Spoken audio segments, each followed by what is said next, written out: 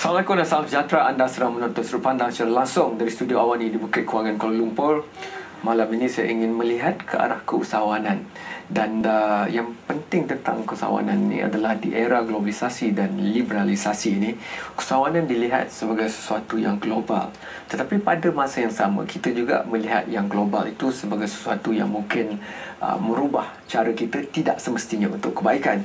Oleh itu saya tertarik pada malam ini untuk melihat beberapa aspek dalam isu ini, kerana bersama saya untuk membincangkan perkara ini studio menerusi lensa Minggu Keusahawanan Global 2009 yang akan berlangsung pada hujung tahun ini adalah yang paling hampir dengan saya, Saudara Azim Pawancik, Jururunding Utama Alpha Catalyst Consulting. Terima kasih. Dan juga Saudari Asfar Laila Abu Bakar, Ketua Unit Pembangunan Komuniti Warisan Global Senyap Berhad, yang juga kata orang tu host untuk GEW ataupun Global Entrepreneurship Week di Malaysia. Jadi GEW ini bukan perkara baru, sudah ada tahun lepas dan sebagainya. Tetapi saya ingin ungkapkan isu kita masih lagi membicarakan tentang keusahawanan di peringkat di mana kita ingin lebih ramai modal insan masuk ke dalam era ini.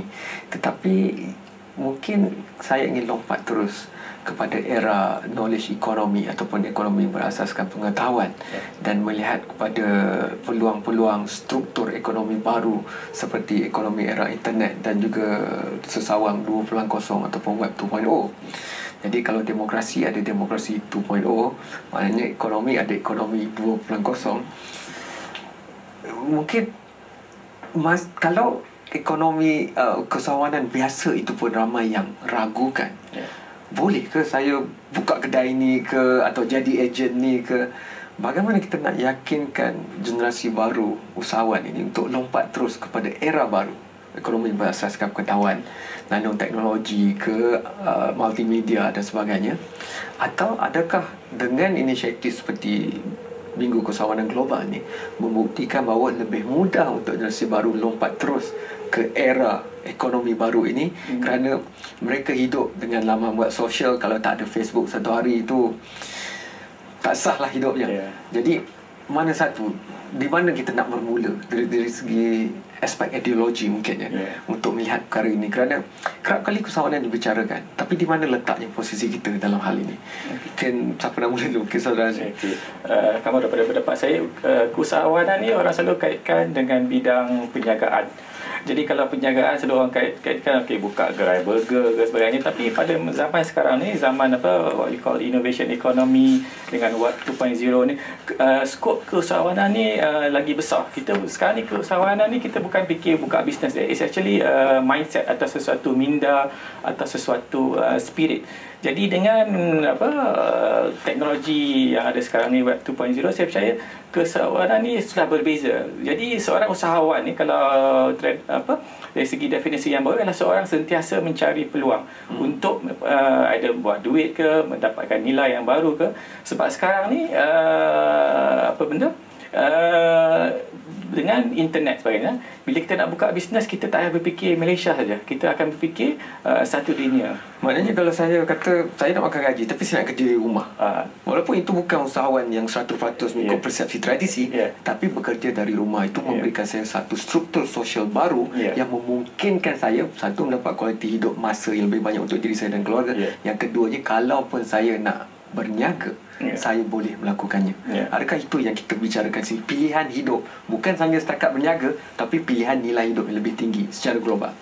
Ya, itu adalah pilihan individu. Ya, walau bagaimanapun sebelum individu melakukan pilihan, dia haruslah mempersiapkan diri dia dengan kemahiran-kemahiran yang diperlukan. Jadi berulang kepada soalan Cik Kamarul tadi, sama ada individu-individu ataupun graduan-graduan ini boleh terus melompat kepada bidang keusahawanan. Dan saya rasa kempen yang kami adakan ini sangatlah satu peluang yang besar kepada graduan-graduan muda ataupun masyarakat setempat di negara kita untuk terus terjun ke bidang keusahawanan, kerana dengan menyertai kempen Global Entrepreneurship Week ni, mereka akan terdedah kepada satu golongan masyarakat yang berfikiran keusahawanan, mindanya memikirkan keusahawanan, bersemangat keusahawanan. Jadi dengan melibatkan diri dengan aktiviti-aktiviti ini akan secara langsung mendedahkan mereka dengan kemahiran-kemahiran yang diperlukan untuk mencabarkan diri. Ada yang berpendapat kita kena ada satu rancangan perniagaan ataupun business plan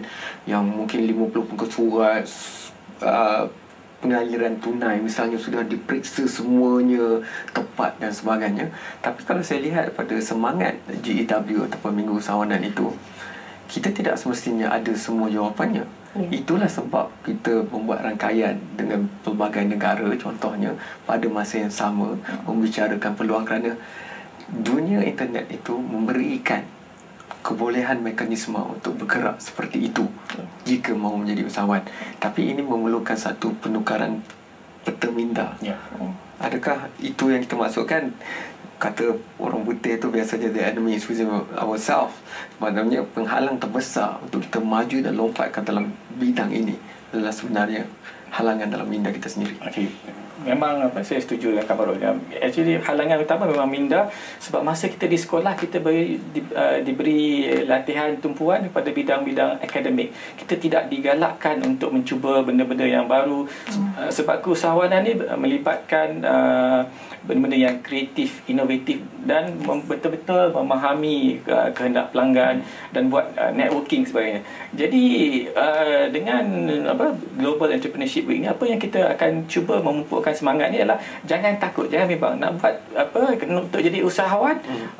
First step, langkah pertama adalah mencuba benda-benda yang baru. Jadi banyak aktiviti yang kita buat ni adalah untuk mendekatkan pelajar-pelajar IPT dan juga kepada usahawan yang telah berjaya, usahawan yang telah gagal. Jadi dia akan faham what does it take, apa yang kita perlu ada untuk menjadi seorang usahawan. Apa kita nak buat ni adalah bagi role model, bagi supaya pelajar-pelajar ni tak takut untuk mencuba menjadi usahawan. Tapi bukan setakat pelajar saja, malah ibu bapa. Kadang-kadang penghalang usahawan ni adalah ibu bapa. Contohnya saya sendiri pun memang usahawan. Saya buka bisnes saya ni dah tahu daripada tahun 2000. Masa saya start bisnes saya ni, abang cakap kenapa berhenti kerja sebab saya kerja dengan foreign multinational, gaji bagus, tak payah risau, pencen memang guarantee millionaire. Tapi saya rasa tak puas hati, saya nak cuba benda yang baru, orang lain tak buat.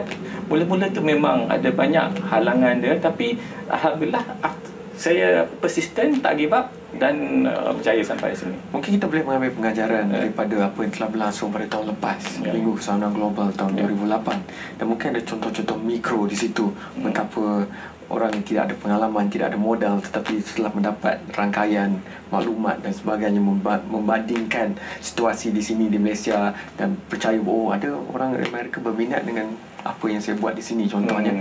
Itu boleh kita tanya saudari Asfar Laila selepas ini kita bincangkan.